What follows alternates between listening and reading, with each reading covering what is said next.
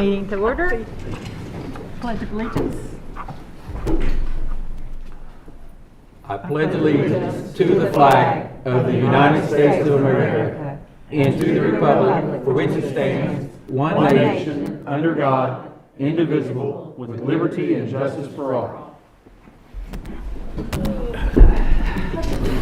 Call the roll. Ms. Clodfelter? Here. Ms. Nyworth? Here. Mr. Scott? Here. Ms. Bradley? Here. Mr. Rice? Here. Colonel Taylor? Yay. Any special guests? No, ma'am. None today. Okay. Report of superintendent, please. Let's start with Miss Brittany. She's here to give us a report on some things she's doing. She did leave some documents to show other things, so you guys would know. Some of you had talked about the Life Ready Center. She put another flyer that they put together of what's going on there. And they have, she might tell you how many, Yes. She'll probably talk about this other pathway sheet. They're not all, everybody didn't get the same one. These are drafts they're working on, just talking about it, but I'll let you go. I don't want to take your speech. Thank you. Okay, excuse me. I appreciate y'all having me here. I wanted to talk to you about an idea that while I was visiting in classrooms last year at LHS, talking to students about opportunities and what they needed to do that year. When I was visiting with them about concurrent, among other things, I talked to them about how LPS is providing basically a scholarship for students, and why wait until your senior year when you're stressed to start looking for scholarships, to start taking classes. And so when I said to them, you know, your parents are paying for your room and board, LPS is covering books, fees, tuitions, admission, application fees, everything. Tuition, if I didn't say that, I apologize. So you're basically getting a full ride. Take advantage of it.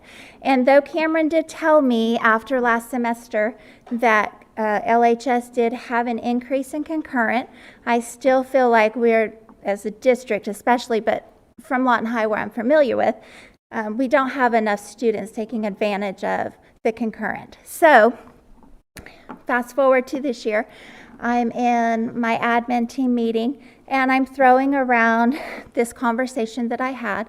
And so the four of us, Mo Durant, Charlotte Oates, and Lindsay Herbert and myself, we're talking about how can we make this more accessible. We put everything out at Lawton High, on social media, everywhere we can think of, but it just seemed to not get to the right people, or it wasn't relevant, or for whatever reason we couldn't figure it out. So we're trying, how can we make this LPS thing just open to everybody so that they find the relevance in it. And so Mo Durant, our librarian, said, what about a scholarship letter? And not that we've not written letters before, but it was just such a brilliant idea, we thought, because we're thinking, what a great way. What parent doesn't want to see, congratulations, your student is getting this LPS concurrent scholarship. Now that's what we call it, of course. It doesn't, I don't know what we need to call it in the long run. If this is just fine, great. But the intent was to get the information out to the parents of the students that meet the criteria. So that's where this came from. I've had the letter go out, and hopefully it was mailed out today. That was the goal, to the parents of the students that meet the criteria. So that should have gone out today. Also in that mailing, sorry you don't have a copy of this, but we made, Ms. Durant made tickets to include in the mailing of how to access the registration, because we're having an event with Cameron at LRC on the 9th about, enrolling in college classes, applying to Cameron, just basically a one-stop shop trying to get them, hey, this is what we have. So the ticket in the mailing, if the students will do it, they can register for the event. The ticket also says, hey, we want you to try to cover as much paperwork ahead of time as possible so we don't get some of the frustration if they're waiting at the LRC on the 9th. They may be waiting too long, or they may not need a table that they can just go right to the enrollment process. So we're hoping that the students and parents take advantage of that. And then also in the mailing, I included the brochure that you all have. This lists all of the classes that we're offering at the LRC second semester. So it gives an array of classes, of gen ed classes for the students, and different time offerings. So we're just hoping that all of this information, even though it's a lot, that the students that qualify and the parents that can hopefully see what a great opportunity the students have, that they'll take advantage of it. So I'm really excited about the brochure. It has a lot of information to get the kids thinking about, hey, I'm taking a college class and what I'm doing is really important. It doesn't go away if I'm making a bad grade. It's on my college transcript. So we really just try to put out as much information as we can so the parents and students are familiar. And then, of course, on the 9th at the enrollment meeting, there'll be counselors from each high school and admissions reps from Cameron, as well as their counselors to enroll the students in the college classes. So excited about that event. We sent out probably, I'm going to say close to 500 students, parents will get the letter. So hopefully we are prepared for that many people. We'll sure make ourselves, so we're excited. So that's that. Do you have any questions about the scholarship or the event or the brochure? New to bring up is it's really close. Two things. One, we've talked to Western, Yes. and they're going to partner with us as well with Cameron's blessing. This is, we're not trying, Yes. but Western, the junior college out of Altus. Next fall, yes. Next fall, they're going to partner. So that's another. That's one. Southwest Oklahoma. No, Western out of Altus, the junior college.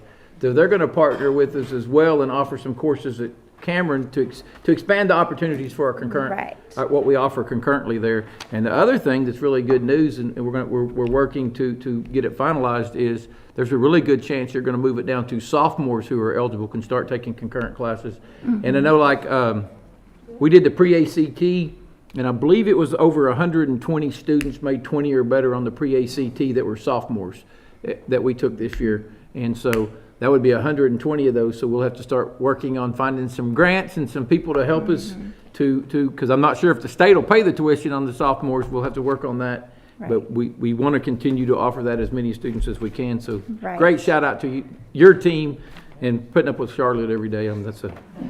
She's wonderful. Thank you, thank you. Okay, the next piece is what we've been working on at the LRC, really we're developing college and career ready pathways, and this is a national model. It's not anything local.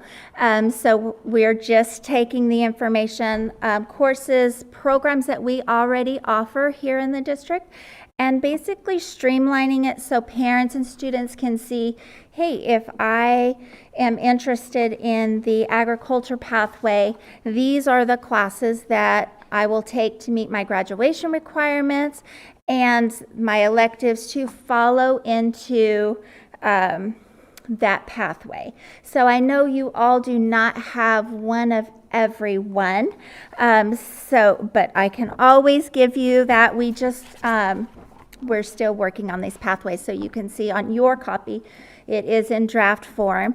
But under the agriculture pathway, we have an animal science pathway. The ag program will be moved to the LRC next year. And so we're definitely developing that pathway and making sure students that do follow through, they can take certifications and get endorsements that way to help with employment and also along with what they decide to do post-secondary. Okay. We also have a business management pathway. Kayla Pettit from Eisenhower will be coming over to the LRC next year to build her business program, and so that is the one. The pathway is a general management pathway. We already have the pre-engineering pathway that we work with through Great Plains. And so we have our 9th and 10th graders there. And so we do have a pre-engineering pathway. And they will, as 11th and 12th graders, move into Great Plains and finish out their program there if they decide to do that. And under the FACS, the Family and Consumer Science program that we have at the LRC, we have right now 2 pathways that we are in the process of. Now this takes a number of years. Not everything is going to be done next year. So it just depends on the courses the students are interested in that we put in our building. But the FACS program, we have a human services pathway and a health sciences pathway. So we're excited about helping the schools, and this is a district-wide thing. We want the schools, all high schools, and even into the middle schools, helping students, not force them into a certain career or a certain field, but give them structure and ideas on what they can do, because they're not tied into this. They can bounce around with different electives, they're not bound by what they do in high school, but we do want to make the decisions for post high school a little easier and a little more economical, so they're not floundering, So anyway, we're so excited.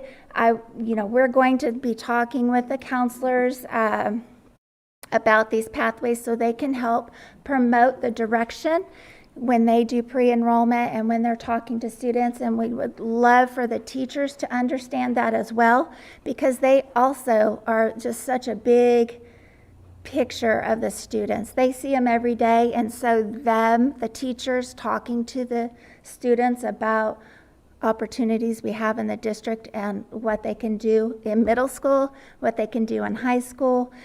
So the teachers, everybody in the schools, they're so important to the students. We have to make sure they're aware and understand these pathways. So those conversations definitely will be had, and just working with schools to help them promote it. Do you have any questions? Very excited that you're trying to create opportunities for students and also trying to get the message out that what you're doing is just an opportunity, but it's not meant to replace the high school. Right. And right. That's what we got to make sure.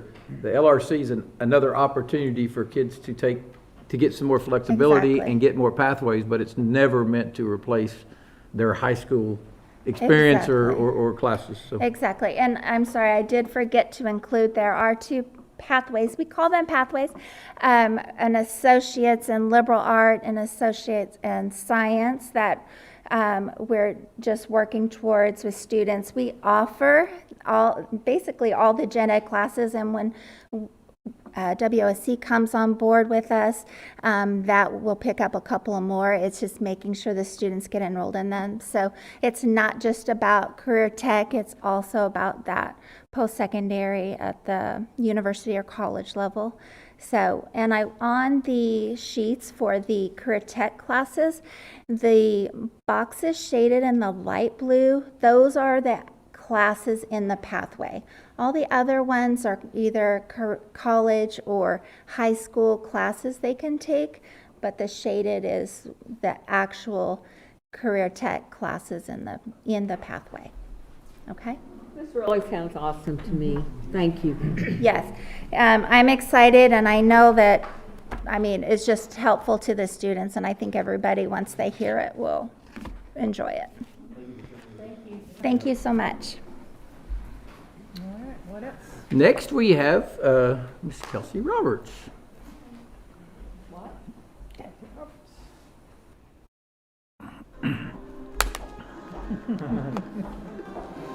Dramatic music.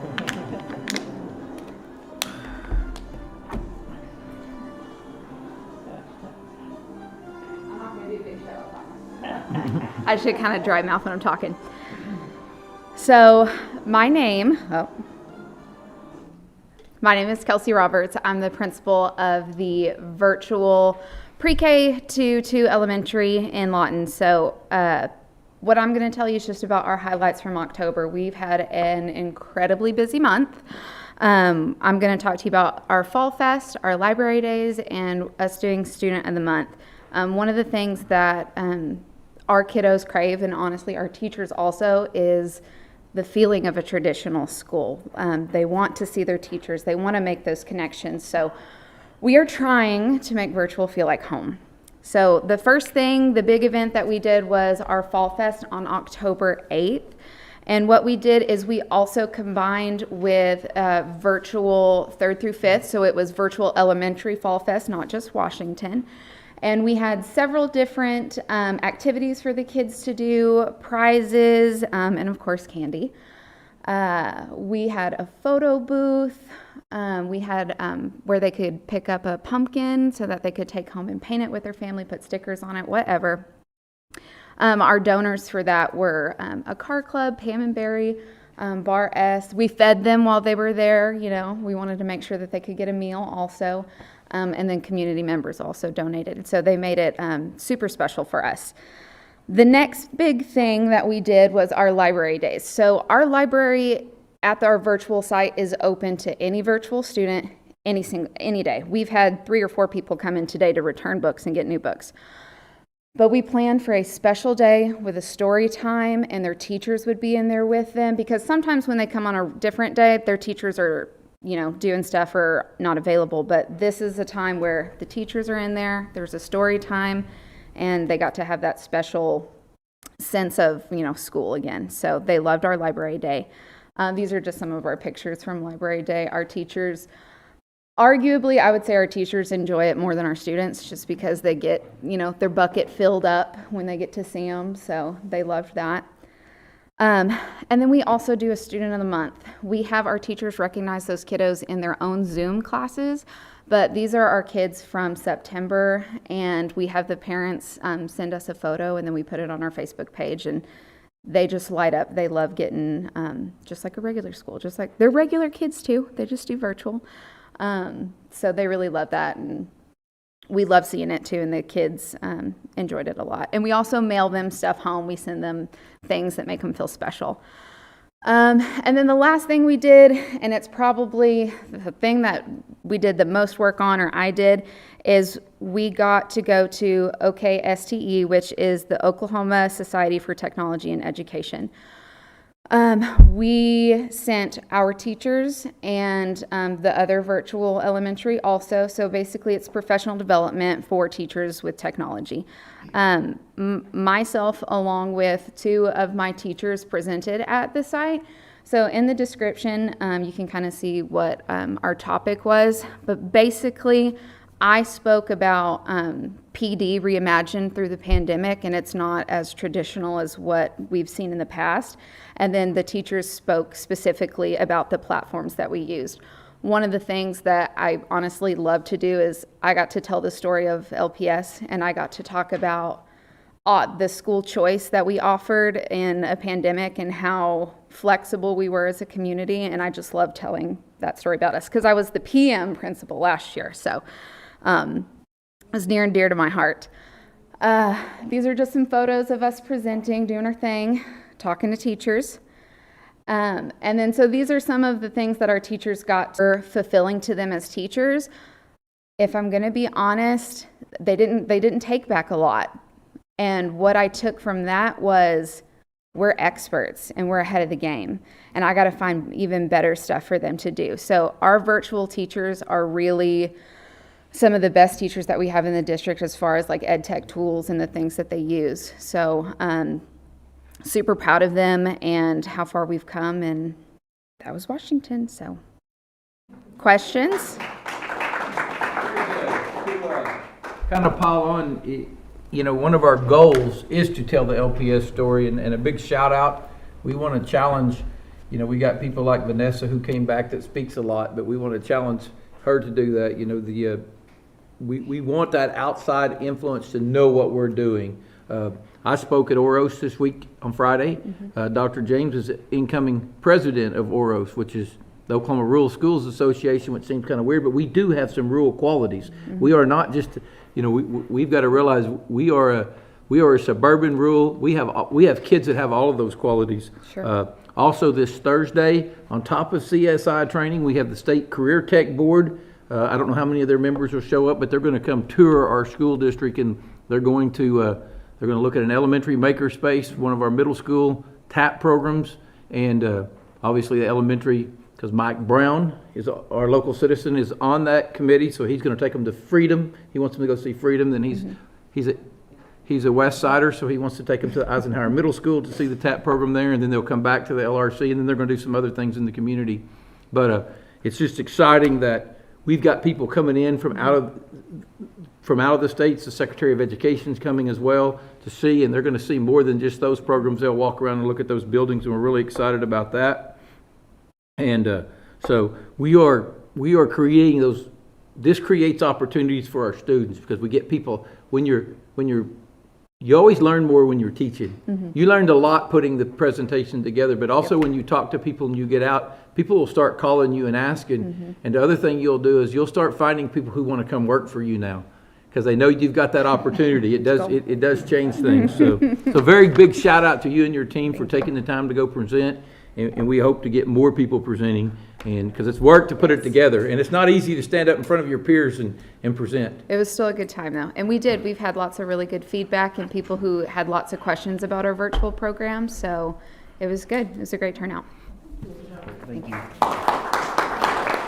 Continuing on with my announcements and the good things. Again, a shout out to Washington for presenting at the OSTE. We also want to congratulate Dr. Deloach. She was among 7 community leaders included in the Fort Sill Frontier Friends Group.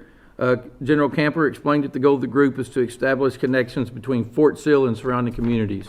Madison Mueller, we have talked about her before.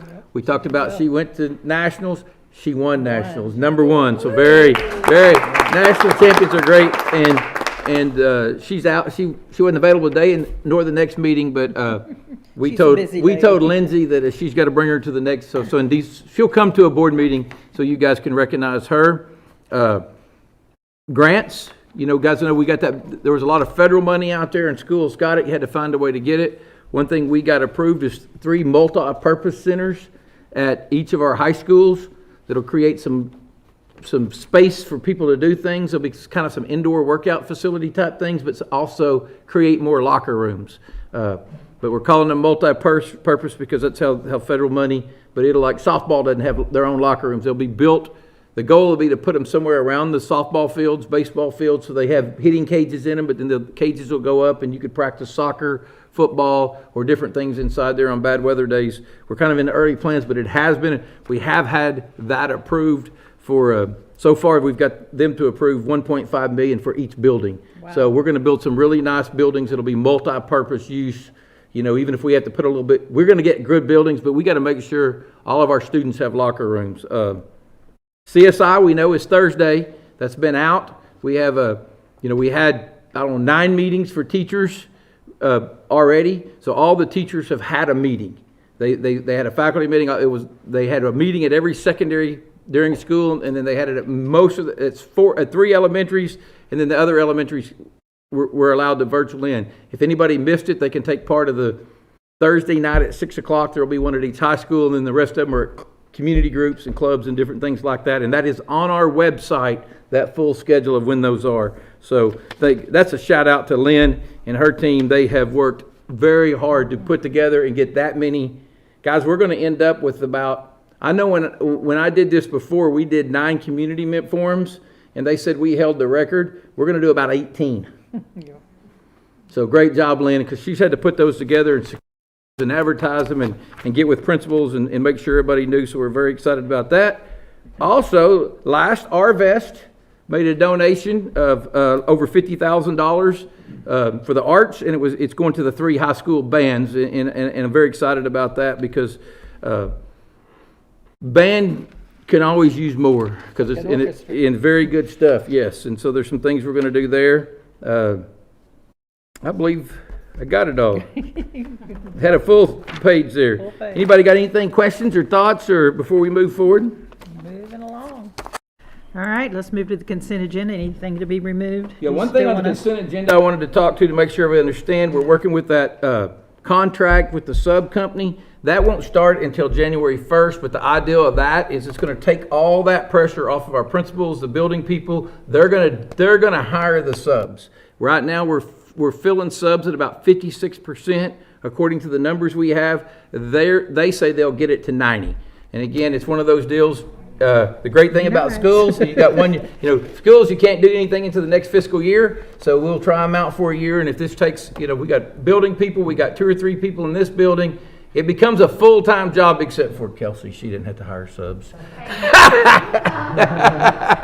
Always got to be something good, but it does, our principals will tell you that covering classes and getting people is hard, and if this company can get us to 90% covered like they claim they can, then it's going to be well worth what we invest to make sure, because uncovered classes not only disrupt the education in that class, they disrupt it in the classes around, because you end up splitting classes, putting them in, teachers teaching on their plan or covering a class.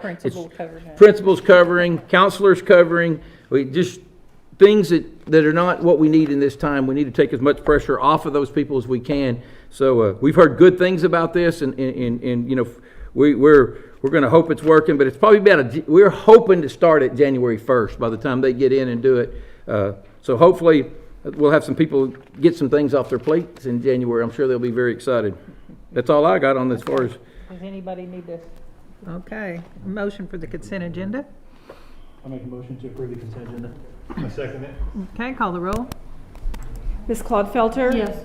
Ms. Nyworth? Yes. Mr. Scott? Yes. Ms. Bradley? Yes. Mr. Rice? Yes. Okay. Do we No, ma'am. skip down to your personnel report? Number 11? Yep. Number 11. Do you have anything to add or subtract? No, from that? ma'am. Is there a motion to accept the personnel report? I make a motion, we accept the personnel report, Exhibit A and B. Second. All righty, call the roll. Mr. Rice? Yes. Ms. Bradley? Yes. Mr. Scott? Yes. Ms. Nyworth? Yes. Ms. Clodfelter? Yes. All righty, we got any new business? No, ma'am. Our next meeting is November the 18th at 5 p.m. right here at Shoemaker. And board members, please remember, you need to let Skyla know if you can come to the OSSBA district meeting on the 16th. It will be at the Life Ready Center. There'll be a pre-meeting at 5:30, free dinner, and then a after meeting. And this is a time for all the school board members in this area to gather. And we also ask our legislators to come to that. So it's a good evening.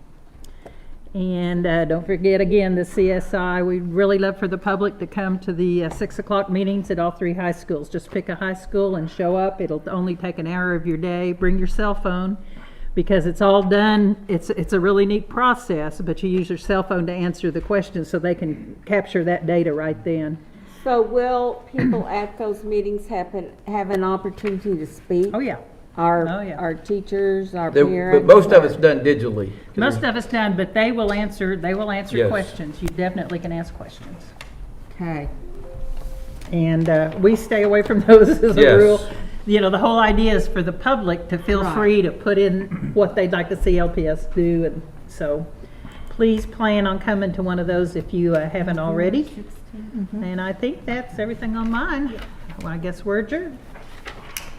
November 16th.